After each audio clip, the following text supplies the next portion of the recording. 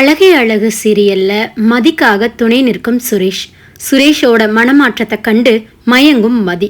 காதல் துளிர்விடும் அழகான கதைக்களம் பார்க்கலாமா? நம்ம சேனலை சப்ஸ்கிரைப் பண்ணிட்டு லைக் பட்டனை தட்டி விட்டுருங்க. மலரும் பாக்கியராஜும் ரொம்ப சந்தோஷமா மலரோட பிறந்த நாள்ல துவங்குற வகையா கோயிலுக்கு போறாங்க. மதி கிச்சன் வேலைகளை பூராவும் நானே பாத்துக்கிறதா ஒத்துக்கிட்டு கிச்சனுக்குள்ள என்ட்ராகிறாங்க. மதி கிச்சனுக்குள்ள அறக்க பறக்க வேலைகளை பண்ணிட்டு இருக்காங்க. காலேஜுக்கு வேற நேரமாச்சு, கிளம்பணுமேங்கிற அவசரத்துல அப்ப ராகவன் வாக்கிங் போயிட்டு உள்ள வராரு. உள்ள வந்ததும் மலரு மலரு கொஞ்சம் வெந்தண்ணி கொண்டு வா அப்படின்னு கூப்பிடுறாரு. மதி கிச்சனுக்குள்ள இருந்து வெந்தண்ணியை எடுத்துக்கொண்டு வந்து ராகவன் கிட்ட கொடுக்குறாங்க. ராகவன் ஏறி பார்த்துட்டு மலர் எங்க அப்படின்னு கேக்குறாங்க. அதுக்கு மதி இன்னைக்கு அவங்க பர்த்டே, அதனால 2 பேரும் கோயிலுக்கு போயிருக்காங்க அப்படின்னு சொல்றாங்க. லக்ஷ்மி லக்ஷ்மி அப்படின்னு கத்துறாரு ராகவன். உடனே லக்ஷ்மி வந்து என்னங்க அப்படின்னு கேக்குறாங்க. ஆமா, நான் தான் இவ கையால எதுவும் வாங்க மாட்டேன்னு தெரியும்ல, இவ எனக்கு வெந்தண்ணி கொண்டு வந்தா, மலரை எதுக்கு நீ கோயிலுக்கு தாட்டி விட்ட? ஏன் இப்பவே போகணுமா? இருக்கிற வேலைகளை எல்லாம் பண்ணி முடிச்சுட்டு மத்தியானமா போனா கிடக்குது அப்படின்னு சொல்றாங்க. அதுக்கு லக்ஷ்மி இருந்துகிட்டு நான் கூட அப்படித்தாங்க நினைச்சேன், இந்த அற்காலை மகாராணி இவதான் கிச்சன் வேலையெல்லாம் நான் பாத்துக்கிறேன், நீங்க இப்பவே போயிட்டு வாங்கக்கான்னு தாட்டி விட்டுட்டா அப்படின்னு சொல்றாங்க. அதுக்கு மதி இருந்துகிட்டு இன்னைக்கு அவங்க பர்த்டே, சரி இன்னைக்கு ஒரு நாளாவது அவங்க ரெஸ்ட் எடுக்கட்டும், ஜாலியா அவங்க ஹஸ்பண்ட் கூட போயிட்டு வரட்டும் தான் நான் சொன்னேன், அதுக்கே நீங்க இவ்வளோ ட்ராமா கிரியேட் பண்றீங்க அப்படின்னு சொல்றாங்க. அதுக்கு லக்ஷ்மி இருந்துகிட்டு இந்த பாரு, நான் உங்ககிட்ட கூட கூட பேசணும்னு விரும்பல, நீ வேலைகளை செஞ்சியா என்ன அப்படின்னு கேட்குறாங்க. அதுக்கு மதி நானும் எல்லா வேலைகளையும் செஞ்சுட்டேன், பொரியல் மட்டும் வெந்துக்கிட்டு இருக்கு, அதை இறக்கி வச்சா வேலை முடிஞ்சுது அப்படின்னு சொல்றாங்க. துணியெல்லாம் யார் துவைப்பா அப்படின்னு கேட்குறாங்க. துவைச்சிடுறேன் அப்படின்னு சொல்றாங்க. ராகவன் இருந்துகிட்டு இப்பவெல்லாம் நம்ம வீட்டுல என்ன நடக்குதுன்னே தெரியல, எதுவுமே நம்மளுக்கு தெரிய மாட்டேங்குது, நம்மளையெல்லாம் மதிக்கிறதே இல்லை அப்படின்னு சொல்றாங்க. அதுக்கு மதி இருந்துகிட்டு யாரும் உங்களை மதிக்காம இல்லை, அதுக்காக எங்கேயும் போகாம இருக்க முடியாதுல்ல, அவங்க பிறந்த நாள் அன்னைக்கு கூட வெளியில போகக்கூடாது, வீட்லயே தான் வேலை செஞ்சுட்டு இருக்கணும்னா என்ன நியாயம் இது அப்படின்னு சொல்றாங்க. அதுக்கு ராகவன் இங்க பார் லக்ஷ்மி, நான் உங்ககிட்ட பேசிட்டு இருக்கிறேன், யாரும் தேவையில்லாம குறுக்க உள்ள வர வேண்டாம், நேத்து பண்ண கூத்துலயே தங்கராஜ் மாப்பிள்ள இன்னும் போன் எடுக்க மாட்டேங்கிறாரு, நானே அந்த படபடப்புல இருக்கேன், கம்முன்னு போ சொல்லு அப்படின்னு சொல்றாங்க. மதியம் அமைதியா போயிடுறாங்க. சுரேஷ் அப்ப வர்றாரு. சுரேஷை பார்த்து ராகவன் கேட்குறாங்க, ஏண்டா சுரேஷ் நீ மாமாக்கு கூப்பிட்டியா இல்லையா அப்படின்னு கேட்குறாங்க. நான் கூப்பிட்டேன்ப்பா, ஆனால் ஃபோனை எடுக்கவே மாட்டேங்கிறாரு அப்படின்னு சொல்கிறாங்க. எடுக்கலைன்னா அப்படியே விட்டுறாதா, போய் வீட்டுக்கு ஒரு எட்டு போய் பார்த்துட்டு வரலாமல்ல அப்படின்னு கேட்குறாங்க ராகவன். அதுக்கு சுரேஷ் நானும் அப்படிதான்ப்பா நினச்சிட்டு இருக்கேன், வேலைக்கு போகல நான் போய் பார்த்துட்டு போயிடுறேன்ப்பா அப்படின்னு சொல்கிறாங்க. ராகவன் இருந்துக்கிட்டு எல்லாம் நம்ம நேரண்டா, என்னென்னவோ நடக்குது, மாப்பிள்ளை மனசு கஷ்டப்படக்கூடாதுன்னு நம்ம ஒவ்வொன்றையும் பார்த்து பார்த்து செய்கிறோம், ஆனால் வந்த மருமக வீட்டுக்கு போய் இங்கே தேவையில்லாத அவமானத்தை சந்திச்சுட்டு வந்துட்டாரு மாப்பிள்ளை, அவரோட தகுதிக்கு அவங்க வீட்டுக்கெல்லாம் வர்றதே பெருசு, வாயை அடக்கி இருக்கிறதுல அப்படின்னு பேசுறாங்க ராகவன். இதை கேட்ட மதி என்ன இப்ப எங்க வீடு குறைஞ்சு போச்சு, அவர் தகுதியை அவரோட வீட்டுல வச்சுக்கணும், ஒருத்தவங்க வீட்டுக்கு விருந்துக்கு போனா அங்க எப்படி நடந்துக்கணுமோ அப்படி நடந்துக்கணும் அப்படின்னு சொல்றாங்க. சுரேஷ் இருந்துகிட்டு தயவு செஞ்சு நீ உள்ள போறியா, இப்பதான் பிரச்சனை ஓரளவுக்கு ஓஞ்சிருக்கு, நீ மறுபடியும் ஆரம்பிக்காத அப்படின்னு சுரேஷ் சொல்றாங்க. மதியும் கம்முன்னு போயிடுறாங்க. சுரேஷ் இருந்துகிட்டு லக்ஷ்மி கிட்ட ஆமா அண்ணி எங்க அப்படின்னு கேட்குறாங்க.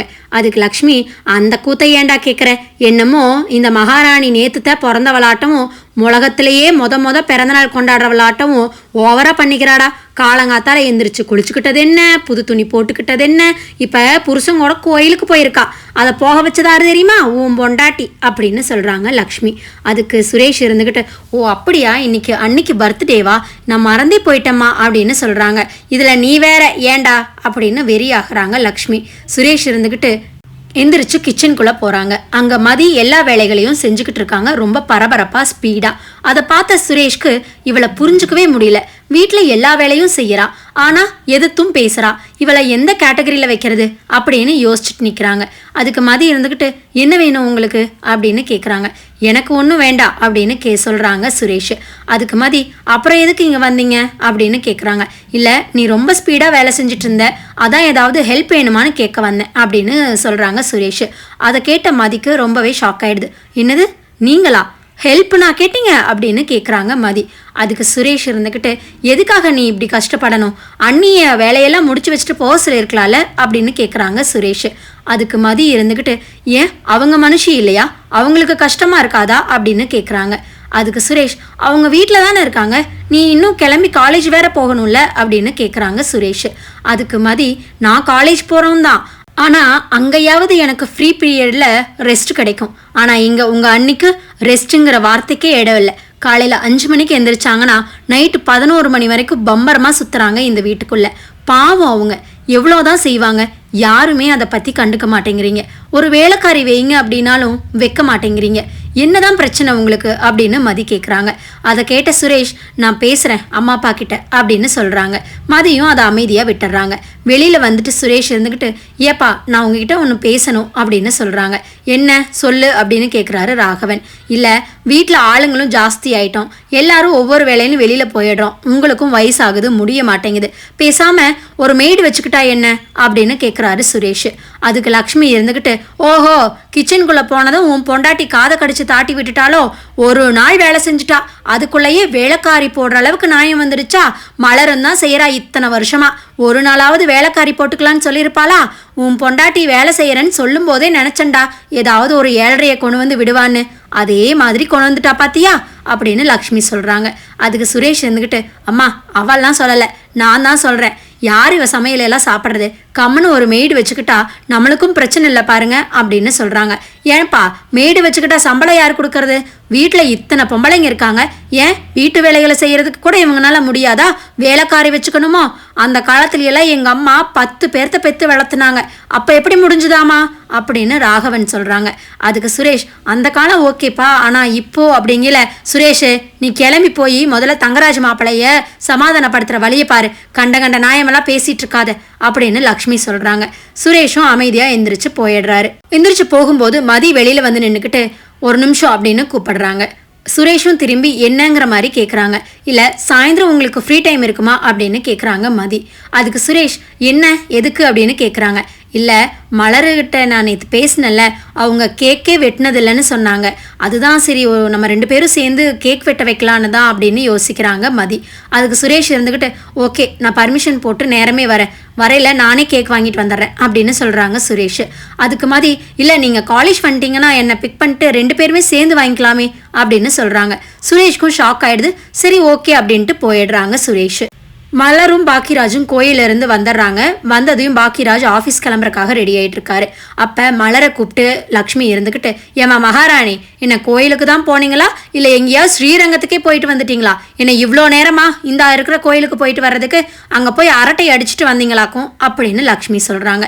அதுக்கு மலர் இருந்துக்கிட்டு, இல்லத்த கோயிலில் இன்னைக்கு சரியான கூட்டம், அதனால தான் லைனில் நின்று சாமி கும்பிட லேட் ஆயிடுச்சு அப்படின்னு சொல்கிறாங்க. அது எப்படி தானோ, கூட்டமாக இருக்கிற கோயிலாக பார்த்து நீங்கள் போகிறீங்க, வீட்டில் வந்தால் வேலை செய்யணும், வீட்டில் பெரியவங்க இருக்காங்க, அவங்களுக்கு தேவையானது எடுத்து கொடுக்கணுங்கிற ஒரு அக்கறை இருக்கா உனக்கு, புருஷன் கூட போயிட்டா போதுமே, எங்களை எல்லாம் மறந்துடுறது அப்படின்னு லக்ஷ்மி சொல்கிறாங்க.